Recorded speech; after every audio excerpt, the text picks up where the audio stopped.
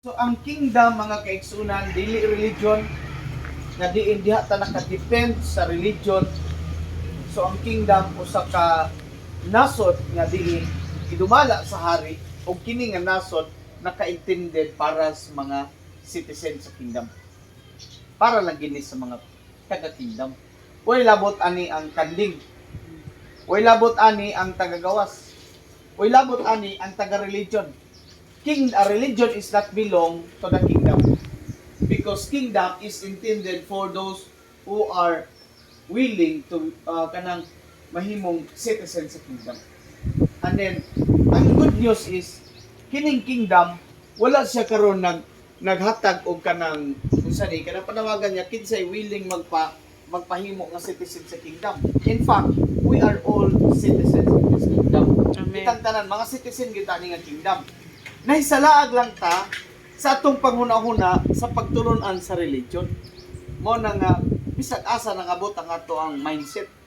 Bisag unsa na lay pagtulunan ni abot sa tuang panghuna-huna. Mo nang nahimutang nahisalaag, nahimutang nalayo sa kabubuton sa Ginoo. But ang tinuod mga kaigsunan, ang gingharian nga atong nadungog sa ato ang pagtulunan mao day ni siyang gingharian nga naka-intended na nato. Para gini nato.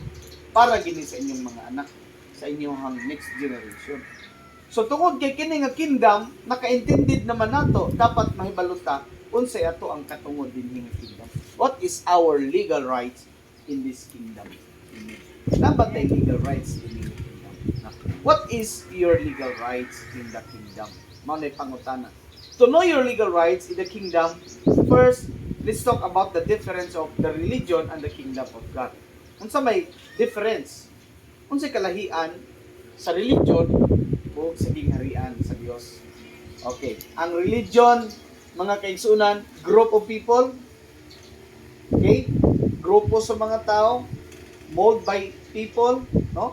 Gihimo sa tao, nagbuo ang tao og grupo aron himuon nilang religion.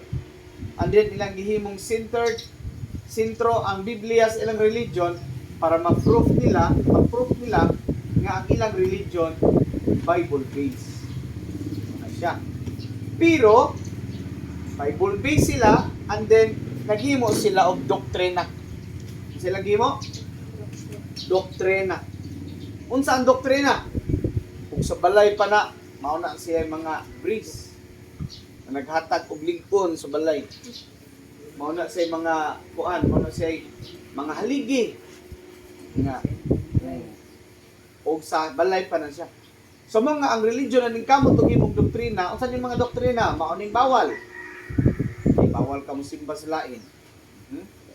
Bawal ka ani, bawal ka ana, bawal ka ato, bawal ka diha. Apay pagtulon andito nga dapit sa Davao del Norte. Nga kung musimba ka diyan nga simbahan, mamatay ka. Kung mobisita ka nang dili nimo kauban sa simbahan, mamatay ka. Ayaw diha. Basta kaya ang ilang mga membro pag mobisita dili gyud magdugay. Bigo lang gyud taon muli-li o moana ka diyon, balik ra dayon kay mahadlok lang tawo mamatay. So, tinuod pa ilang gingharian, tinuod pa nga kingdom, dili sila mamatay ngano man. Ingon si Jesus ang nituo kanako bisan patay mabuhi. Amen. Bisan patay mabuhi ng si Jesus. So nga nung mamatay man. Kung tinuod tang nagdala tas kamatuoran, anong mahadlok man tas kamatayon. Diba? Amen. Hallelujah. So ang religion mold by people, gihimo sa mga tao, but dili para sa Ginoo. Another concept sa religion is business. Ang religion, negosyo. Mao nga kada department ay hatagon, may bayro nun, ay kuan. Bisan-unsa na lang ang mga amutan. That is religion. Di ba? Stricto pa abot sa tithes. Ano man, ang mga pastor nila, o diha man ang ilahang panginabuhi. Kung may ilahan, diha man sila nabuhi. Ako sanginlan pa ko nila nga mangwartahay daw ko. Samantalang awan niya kung kahimtang hari. Diba?